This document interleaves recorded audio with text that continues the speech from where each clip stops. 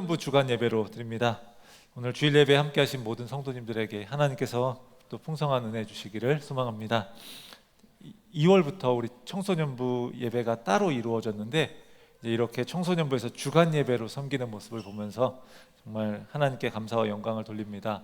또한 수고해 주시는 또 목사님과 선생님들 그리고 청소년부 친구들이 한마음 되어서 하나님 나라 공동체를 이루면서 함께 이렇게 하나님과 하실 성전으로 지어져 가고 있는 것 같아서 너무나 감사합니다. 오늘 하나님 나라 복음과 성령에 대해서 함께 말씀을 나누고자 하는데, 우리가 그동안 계속해서 보았던 그림, 하나님 나라에 관한 그림, 이미와 아직의 구도 속에서 성령님이 하신 일이 무엇인지 한번 살펴보도록 하겠습니다. 우리 청소년부 친구들은 본 적이 없을 것 같아서 한 번 더 설명을 하겠습니다. 아래에 검정색 선이 이 세상의 역사입니다. 그 임의라고 쓴 분 아래로 빨간색으로 수직으로 내린 이 화살표가 예수님의 초림을 가리킵니다. 이 땅에 예수님이 오신 사건이죠. 이 땅에 예수님이 오셔서 십자가와 부활, 이것을 통해서 하나님의 나라가 이 땅에 임했습니다. 하나님의 나라가 시작된 거죠. 그래서 파란색 선이 이제 그것을 가리킵니다. 세상의 나라도 끝나지 않고 계속해서 이어져 가고 있는데, 세상 나라, 세상의 역사는 예수님이 오실 때, 다시 오실 때, 그때 끝나게 되는 거죠. 그리고 한편 예수님의 초림으로 시작되었던 하나님의 나라, 그것이 완성되는 건 예수님께서 다시 오실 때입니다. 아직이라고 하는 부분 아래로 빨간색 수직으로 내린 화살표입니다. 하나님 나라가 완성되고요, 이제 영원히 계속되는 겁니다. 세상 나라는 끝나고 하나님 나라는 계속되는 거. 예수 그리스도를 믿고 구원받은 성도는요, 바로 이 임의와 아직 사이를 살아가는 겁니다. 이 연두색 칠한 부분입니다. 임의와 아직 사이를 살아갈 때, 다시 말해서 이 2번과 같이 이 세상에 발을 딛고 살면서 1번과 같이 하나님 나라 백성의 정체성을 갖고 살아갈 때, 우린 때때로 어려움과 고난이 찾아오게 됩니다. 그럼에도 우리는요, 아직 완전히 이루어지지 않은 하나님의 나라를 소망하면서 오늘을 살아가는 거예요. 그때 우리와 함께 계시고 우리를 도우시는 분이 계신데 바로 성령님입니다. 하나님 나라와 연결해서 말한다면 성령님은 우리가 하나님의 나라의 삶을 살아내도록 그렇게 살아내게 하시는 그런 분인 거죠. 임의와 아직 사이를 살아가는 우리에게 성령님께서 어떻게 일하시는지 우리가 함께 살펴보기를 원합니다. 오늘 말씀의 내용을요, 과거의 성령님이 하신 일은 무엇인지, 그리고 또 미래의 성령님은 어떤 일을 이루시는지, 그리고 현재 성령님은 어떻게 일하시는지 이렇게 함께 보도록 하겠습니다. 첫째로 성령님은요, 우리가 하나님의 자녀가 되었다는 것을 확인해 주십니다. 과거에 이미 우리가 예수님 믿었을 때 확인해 주시는 거죠. 오늘 본문 앞부분인 11절을 한번 보겠습니다. 모든 일을 그의 뜻의 결정대로 일하시는 이의 계획을 따라 우리가 예정을 입어 그 안에서 기업이 되었으니, 이렇게 이야기합니다. 여기서 기업이 되었다는 건요, 제비 뽑아서 선택하다라는 의미가 있습니다. 그러니까 수동형으로 되어 있으니까 우리가 하나님으로부터 선택받았다라는 것을 말하는 거예요. 다시 말해서 하나님께서 우리를 자신의 소유로 삼으셨다고 합니다. 우리가 하나님의 소유가 되었다는 것, 다시 말해 우리가 구원받았다는 것, 이것을 어떻게 확신할 수 있을까? 우리가 한 일이 아니라 하나님께서 하신 일로 확신하게 되는 거예요. 복음을 들고 너에게 갈게라는 이런 책이 하나 있는데, 복음을 깊이 있게 그러면서도 쉽게 잘 소개했습니다. 거기서 구원을 확신하는 근거를 어디에 두고 있는지 질문하면서 빈칸을 채워보도록 합니다. 무엇을 근거로 제가 구원받은 것이 확실합니다. 이제 여기 빈칸에 넣어보는 거예요. 여러분은 빈칸에 무엇이라고 넣겠습니까? 이에 대해서 이제 독자들에게 다음에 표에 나온 답변의 유형이 아닌가 이렇게 물어보는 그런 내용이 있어요. 그래서 첫 번째는 자기 확신형입니다. 내가 믿으니까요, 내가 예수님을 믿고 구원받은 것을 내가 믿으니까요, 나는 구원받은 게 확실합니다. 그게 이제 첫 번째고요. 감정 고양형은 이런 겁니다. 요즘 제 안에 기쁨이 넘치는 걸 보니 제가 구원받은 게 맞아요, 이렇게 이야기하는 겁니다. 세 번째는요, 상황을 관찰하는 거예요. 주변에 좋은 일들이 많이 생기고 있어요. 그래서 하나님이 주시는 복을 받기 때문이겠지요. 그러니 구원받은 게 맞아요, 이렇게 이야기하는 겁니다. 네 번째는 감각 수용형, 이렇게 있습니다. 어느 날 기도하다가 뒤에서 누군가 껴안는 걸 느꼈어요. 저는 여기에서 큰 위로를 얻었어요. 하나님이 저를 안아주셨어요. 이제 마지막으로는 행동 변화형입니다. 요즘 저는 큐티하는 시간이 너무 즐거워요. 더 이상 가요를 듣지 않아요. 학교나 직장 오가는 길에는 늘 찬양을 듣고요. 제가 이렇게 변한 건 구원받은 증거라고 생각해요. 이렇게 이제 이야기를 했어요. 그러면서 뭐 여러분들 여기에 뭐 이제 여러분이 또 와닿는 부분이 있을 것 같아요. 근데 이 중에 우리의 답변이 있다면 이 책에서는 이렇게 이야기해요. 모래 집안처럼 무너질 토대 위에 신자의 삶을 세우려고 하는 것이라고 이야기합니다. 그러니까 물론 오해하면 안 됩니다. 이 각각의 유형들은 다 좋은 거고요. 우리는 이것들을 경험해야 돼요. 삶에서 경험할 수 있어야 돼요. 그런데 이것들로 구원을 확신할 수 없다라는 거예요. 왜 그런가 하면요, 변하기 쉬운 것들이라는 거죠. 변하기 쉬운 것들에 털을 세울 수 없다는 겁니다. 자기 확신의 구원의 근거를 두면요, 만약에 영적인 침체에 빠지거나 의심이 생길 때 나는 구원받은 게 아니었구나라고 그렇게 생각하게 되는 거죠. 감정을 구원의 근거로 삼는 것도 마찬가지입니다. 우리의 감정은 금방 바뀌지 않습니까? 기쁠 때나 뭐 그런 때는 괜찮지만 슬프거나 우울할 때는요, 구원의 확신도 흔들리게 되는 거예요. 상황의 변화를 구원의 확신의 근거로 삼으면 어떻습니까? 예를 들어 병을 고쳐주셨다고 하나님이 나를 구원하셨다라고 확신한다면 병이 낫지 않을 때는요, 하나님이 구원하신 게 아니라고 여길 수 있다는 겁니다. 일이 잘 풀릴 때와 안 풀릴 때에 따라서 구원이 달라진다면 구원을 확신할 수 없는 거죠. 구원의 확신을 가질 수가 없는 거죠. 그럼 감각적인 경험을 구원의 근거로 삼으면 우리의 감각은요, 때로는 착각에 빠질 때가 많이 있습니다. 그래서 구원의 확신의 감각이라는 것을 둘 수가 없는 거죠. 변화의 행동에 구원의 근거를 두면 어떨까? 예수님을 믿고 나니 큐티하고 기도하게 되었다. 그것을 구원의 확신의 근거로 여기면요, 내가 만약에 그것을 빼먹고 있다면 구원받지 않은 것처럼 여기게 되는 거죠. 그러니까 이 모든 것들은 자기 자신이라는 근거 위에 구원의 확신을 둔 겁니다. 자기 자신은 흔들리기 쉽기 때문에 이것을 토대로 집을 지으면요, 무너져 내리기가 쉽다라는 거죠. 2주 전에 함께 말씀을 나누면서 구원의 확신이라고 하는 것은 하나님의 약속에 근거해야 한다고 했어요. 그러면서 처음에 뜨거운 감정을 유지하고 어떤 기분을 유지하려고 하는 그런 생각들을 하고 있다면 오히려 그건 문제라고 이야기를 했습니다. 무슨 이야기였냐면 한마디로 자기 자신에게 토대를 두지 말라는 겁니다. 성경은요, 우리의 구원이 나의 어떠함에 달려있는 것이 아니라 하나님께서 하신 일에 달려있다라고 이야기해요. 구원은 하나님의 선물이라고 합니다. 예수 그리스도가 하신 일을 믿음으로 받아들인 사람에게 하나님께서 구원을 선물로 주시는 거예요. 줬다 뺏지 않으십니다. 하나님의 나라가 이미 임한 겁니다. 바울은 그 확신의 증거로 오늘 본문에서 성령님을 이야기하는 거예요. 성령님이 우리 가운데 오셨다면, 그분이 우리 삶 가운데 역사하고 계시다면 우리는 하나님의 소유이고 구원받은 자라는 것을 말하는 거죠. 그러면서 바울은 성령님이 우리가 하나님의 소유라는 것을 확증해 주시는데 그것을 인치심이라고 표현합니다. 한마디로 도장을 찍어 주신다는 거예요. 결코 변하지 않는다는 겁니다. 고대에는요, 녹인 고무나 도장을 찍어서 봉투나 서류를 위조하지 못하게 했어요. 무덤 입구나 또 이런 물건 등에도 도장을 찍어서 봉이 나는 풍습이 있었습니다. 주인이 누군지를 이제 이야기하는 거죠. 인치심은 거기서 나온 말입니다. 그러니까 또 당시 노예에게 낙인을 찍으면요, 이 주인의 소유라는 의미를 갖는 거예요. 말이나 소 같은 짐승들에게 낙인을 찍으면요, 그것이 어느 곳으로 돌아다니든지 그 주인의 소유라는 것을 확증해 주는 겁니다. 이게 바로 인치심이에요. 성령께서 우리 가운데 계시다는 것은 우리의 구원이 하나님께서 도장을 우리의 구원을 위해서 도장을 꾹 눌러서 확인해 주시는 겁니다. 하나님께서 우리에게 너는 내 것이다 라고 분명하게 말씀해 주시는 거예요. 확인해 주시는 거예요. 성령께서 우리를 인치셔서 우리가 하나님의 소유라는 것, 우리가 구원받았다는 것, 이것을 확증하십니다. 어떤 기적을 체험하는 것보다, 내가 어떤 좋은 일들을 경험하는 것보다, 내 감정이 뜨거워지는 것보다 성령님이 내 안에 계신다는 것, 이게 구원의 가장 확실한 증거입니다. 로마서 8장 14절에서 16절까지를 세 번역으로 보겠습니다. 이걸 잘 이야기해 줍니다. 하나님의 영으로 인도함을 받는 사람은 누구나 하나님의 자녀입니다. 여러분은 또다시 두려움에 빠뜨리는 종살이의 영을 받은 것이 아니라 자녀로 삼으시는 영을 받았습니다. 그래서 우리는 그 영으로 하나님을 아빠, 아버지라고 부릅니다. 바로 그때의 그 성령이 우리의 영과 함께 우리가 하나님의 자녀임을 증언하십니다. 사랑하는 성도 여러분, 예수 그리스도를 구주로 모셨다면 우리가 죄와 사망에서 생명으로 옮겨진 거예요. 이건 바뀔 수 없는 겁니다.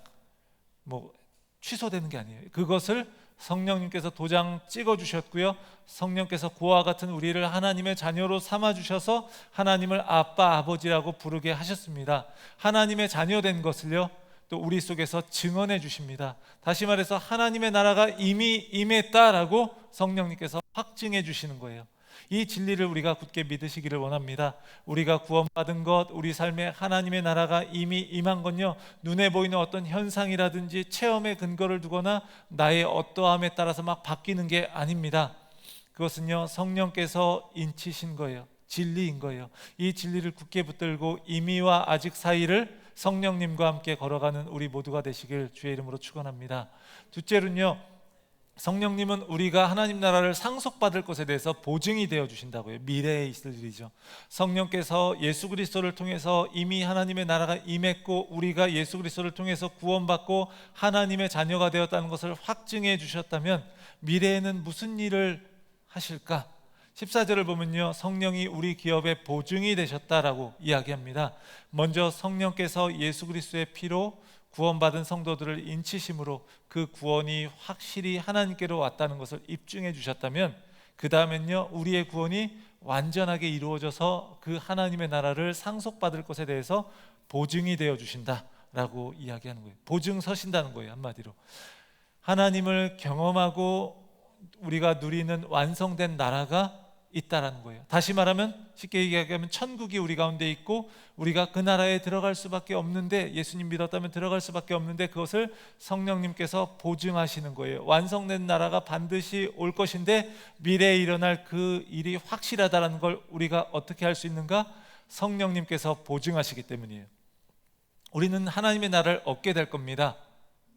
이미 그 나라가 우리 가운데 임해서 그것을 얻었고요, 예수께서 다시 오시는 날 그 나라를 완전히 받게 될 거예요. 우리는 부활하신 예수님을 따라서 영광스러운 부활의 몸을 입게 될 것입니다. 하나님과 우리가 영원히 함께하면서 그 사랑을 우리가 누리게 될 거예요. 그것을 성령께서 보증하시기 때문에 우리는 지금 이 땅에 살고 있으면서 그걸 다 볼 수는 없지만 우리는 그것을 알게 되는 겁니다. 여기서 보증이라는 단어는요, 법률이나 이 상업상의 거래에서 사용되던 그런 단어입니다.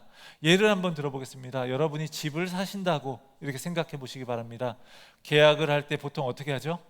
한국에 있을 때도 이제 집을 사는 걸 보면 이렇게 했던 것 같아요. 보증금을 걸고 내가 이 집에 들어오겠습니다 라고 합니다. 보증금을 주었다는 것은 무엇을 이야기하는 거죠? 이 집을 얻게 되었다는 것을 의미하고요, 나머지 잔금을 치르면 완전히 갖게 되는 것을 의미합니다. 이와 같이 하나님께서 성령을 우리에게 계약금으로 주셔서요, 이미 우리에게 임한 하나님 나라를 얻었다고 말씀하시고, 하나님의 나라가 완성될 때 그것을 완전히 반드시 얻게 될 것이라고 약속하시는 거예요.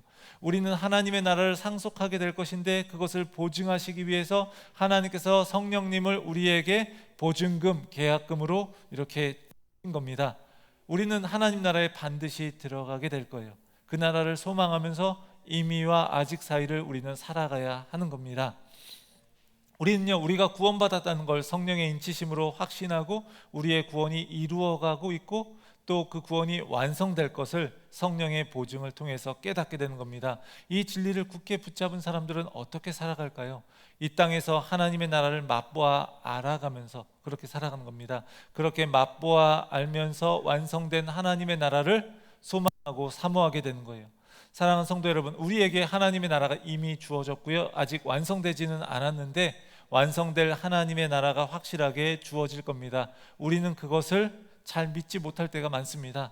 우리가 잘 살고 있으면 그런 것도 같고, 우리가 잘 살지 못하고 좀 문제가 있으면 그게 아닌 것도 같고, 우리 이렇게 생각하지 않기를 원합니다. 성령께서 그것을 보증하셨기 때문에 그것이 확실하게 우리에게 주어졌습니다. 그것을 붙들고 이 땅에서 하나님 나라에 대한 소망을 가지고 살아가는 우리 모두가 되기를 원합니다. 마지막으로 성령께서 우리에게 하나님 나라 백성의 삶을 살게 하셔요. 현재죠. 이미와 아직 사이, 이 현재를 하나님의 백성의 삶, 하나님 나라의 백성의 삶을 살게 하신다는 거예요. 성령께서 과거에 우리가 구원받아 하나님 나라 자녀 되었다는 걸 인치시고 완성될 하나님 나라를 미래에 받게 될 걸 보증하신다고 했어요. 그리고 이미와 아직 사이를 살아가고 있는 현재에서 성령님이 우리와 항상 함께 하시고 우리가 하나님 나라 백성으로 살아가도록 하시는 겁니다. 이미와 아직 사이에서 하나님 나라 백성으로 살아가는 우리는요, 세상 속에서 어려움을 겪을 수밖에 없습니다. 하나님 나라 다스림 아래 살아가는 그런 삶과 세상의 다스림 아래서 살아가는 삶, 이건요 부딪힐 수밖에 없어요. 서로 다른 왕을 섬기니까 부딪힐 수밖에 없어요.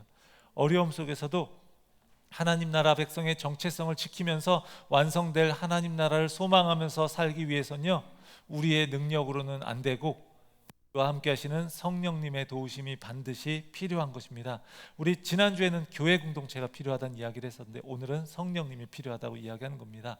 그래서 예수님께서도 제자들에게 자신이 떠나실 것을 말씀하시면서 보혜사 성령님을 보내주실 걸 말씀하셨습니다.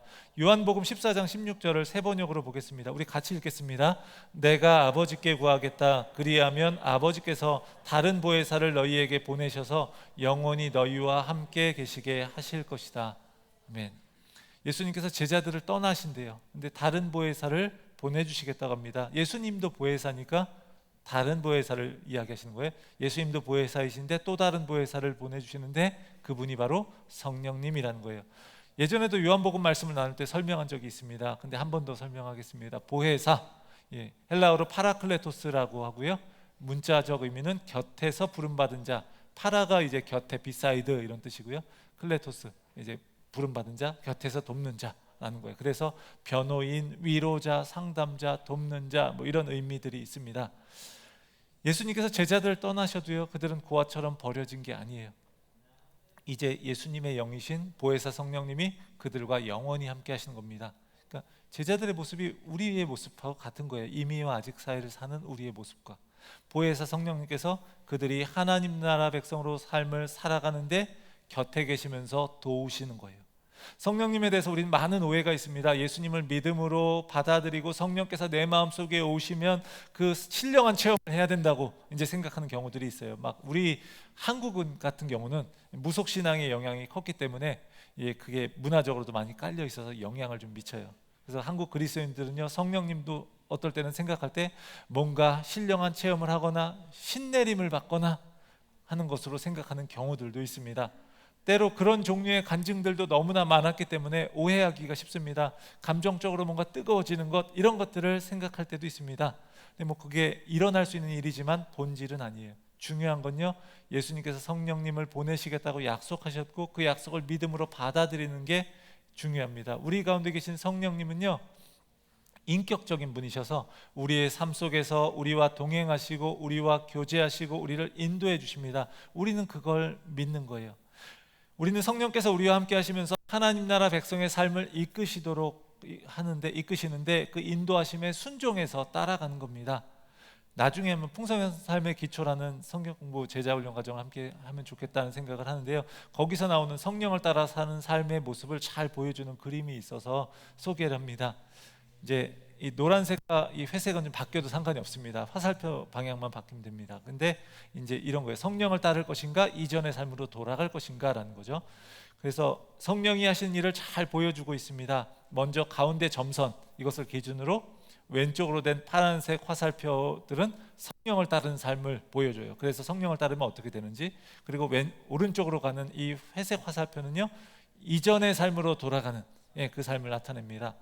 가운데에서 성령을 따르는 삶을 한번 먼저 보면요, 성령님이 우리 가운데 오셔서 내주하십니다. 성경 구절은 다 읽을 수가 없을 것 같습니다, 시간 관계상. 가운데서 성령을 따르는 삶을 이렇게 보면 내주하시고, 그러니까 우리 마음 가운데 집 짓고 사시는 거예요. 성령님이, 우리에게 오신 성령님이 하시는 중요한 일은 그러면 먼저 우리를 인도하시는 거예요. 내주하시는 성령께서 우리를 인도하시는 겁니다. 성령이 우리를 인도하시면 그건요, 뭐 어떤 일이 일어나는가? 이건요, 뭐 점을 보듯이 앞날의 일을 맞추는 게 아니에요. 뭐 내가 어디에 집을 살까? 뭐 내가 누구와 결혼할까? 내가 뭐 어느 직장에 들어갈까? 이게 아니에요. 우리를 진리로 인도하시는 거예요. 그러니까 물론 그런 것도 인도하심을 구할 수는 있지만 더 본질적인 건 우리를 진리로 인도하시는 겁니다. 성령께서 우리를 하나님께 속한 진리로 이끄시고요, 진리이신 예수님을 증언하시고 예수님께서 가르치신 것을 생각나게 하신다는 거예요. 그러니까 우리가 구원에 대한 깨달음을 얻는 것, 성경을 읽어가다가 예수님을 더 알아가게 되는 것, 예수님을 더 사랑하게 되는 것, 이런 건요, 성령님이 진리이신 예수님께로, 예수 그리스도께로 우리를 인도하시기 때문이에요. 성령의 인도를 받아서 예수님을 알아가고 사랑하면 어떤 일이 벌어질까요? 성령의 열매를 맺게 되는 겁니다. 성령으로 인해서 우리의 인격과 성품이 변화되는 거예요. 그 9가지 열매 할 때 이 하나의 성품을 이야기하는 겁니다. 근데 이런 경우 우리 가끔 있잖아요. 저 사람은 성질은 정말 안 좋지만 신앙은 좋아. 이런 얘기 혹시 들어보신 적 있지 않으십니까? 이건요, 맞지 않는 이야기인 거예요. 예수님을 믿어서 그 안에 계신 성령의 인도를 따라 살아가다 보면 성품도 바뀌게 되고요, 예수님을 닮아가는 거예요. 물론 되어가는 중일 수 있지만, 저 사람은 성질은 안 좋은데 그런데 신앙은 좋아. 이건 좀 맞지 않는 이야기라는 거예요. 성령은 또한 우리에게 비전을 보여주시는 겁니다. 비전은 뭐 잘 먹고 잘 살고 내가 높이 올라가는 것, 이게 비전이 아닙니다. 하나님 나라를 위해서 어떻게 살아야 하는지 하나님이 보여주시는 거예요. 하나님 나라에서 나의 역할이 무엇인지 고민하게 되고요, 그것을 내 재능과 환경을 통해서 하나님께서 그것을 사용하시는 거죠. 내 재능을 사용하셔서 하나님이 일을 이루시는 겁니다. 또한 성령은요, 우리 각자에게 특징에 맞게 은사도 주시고 섬기게 하셔서 교회 공동체가 유익을 얻게도 하십니다. 그리고 하나님 나라 비전을 가지고 수고하면서 사는 이들을 위해서 잘 감당할 수 있도록 능력도 주십니다. 또한 하나님 나라 백성으로 살아가는 삶 속에서 겪는 어려움을 극복할 수 있도록 살아갈 수 있는 힘을 성령의 능력 주심을 통해서 우리는 얻게 되는 거예요. 그렇게 성령의 뜻을 따라서 그렇게 우리가 순종하며 살아가는 삶을 살아갈 때요, 그게 바로 성령 충만함입니다. 그것은요, 나의 마음과 성령의 마음이 하나가 되는 걸 이야기하는 거예요. 그러면 예수 그리스도의 모습이 내 속에서 나타나게 되는 거죠. 하나님은 우리가 우리 안에 내주하신 성령의 인도하심을 따라서 열매 맺고 비전을 보고 능력과 은사 주심을 경험하고 성령 충만에까지 이르게 하시는 거죠. 이미 얻은 구원을 누리고 그 구원이 완성될 날을 바라보면서 성령을 따라 살아가는 삶, 다시 말해 이미 임한 하나님 나라 백성으로서 완성될 하나님 나라를 소망하면서 성령을 따라 살아가는 삶, 이게 바로 성령 충만한 삶이고 성도의 삶입니다. 하지만 반대의 경우도 있습니다. 우리 회색 부분이죠.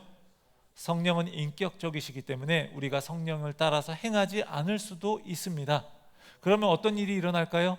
먼저 성령이 근심하게 됩니다. 이미 아직 사이에 사는 우리는요, 여전히 이 땅에 발을 딛고 살고 있고요, 세상 가치관에 의해서 유혹을 받게 됩니다. 그것을 따라가게 되면, 유혹받을 때 거기에 따라가게 되면 내 마음에 계신 성령님이 근심하게 되는 거예요. 그러면 영적인 평안함이 사라지게 되는 거죠. 영적인 평안이 사라진 모습은요, 성령의 기쁨을 잃어버린 그리스도인들의 모습인 거예요. 그때 성령께서 근심하시는 것을 깨닫고 돌이켜야 하는 겁니다. 그런데 성령이 근심이 한계를 넘어서면 어떨까요? 돌이키지 않고 계속 가서 그 근심이 한계를 넘어서면 어떨까요? 성령이 소멸하게 되는 겁니다. 성령님은 사라지지 않습니다. 그러나 성령의 불이 우리 가운데 꺼진다는 거예요. 근심을 넘어서 불이 꺼지듯이 성령님이 더 이상 활동하시지 않는 상태입니다. 성경을 읽어도 와닿지 않고 예배의 감격도 사라지고 죄의 유혹 앞에서 그 경고, 이런 것도 사라지는 겁니다. 죄를 짓는데 그냥 아무런 거리낌이 없어지는 거죠. 세상 것들로 마음이 가득 찬 상태인 거죠. 이런 상태까지 가지 않기 위해서 성령께서 우리의 양심을 찌르면서 말씀하실 때 우리는 민감하게 깨어 있어서 그 음성에 귀 기울여야 하는 거예요. 우리에게 성령의 불이 꺼지지 않기를 원합니다. 사랑하는 성도 여러분, 우리는 두 가지 방향 중에서 어느 쪽의 길을 선택할 것입니까? 예수님이 보내주신 성령을 따라 살면서 성령 충만하고 그리스도를 닮아가는 삶을 살 것인지, 구원받아서 우리가 거기서부터 떠나왔던 세상으로 다시 돌아갈 것인지 우리는 결정해야 합니다. 우리는 이 세상 속에서 성령을 따라 살면서요, 이미 임한 하나님의 나라 백성의 삶을 살아내면서 완성될 하나님 나라를 기다리는 삶을 살아야 하는 거예요. 우리 2인 삼각경기를 다 해보신 적이 있지 않습니까? 빨리 가는 것도 중요한데 빨리만 가려고 막 가면 어떻게 되죠? 금방 넘어지고 맙니다. 무엇보다 중요한 건요, 둘이 발을 맞춰서 가야 되는 거예요. 이미와 아직 사이를 살아가는 우리의 삶도 마찬가지입니다.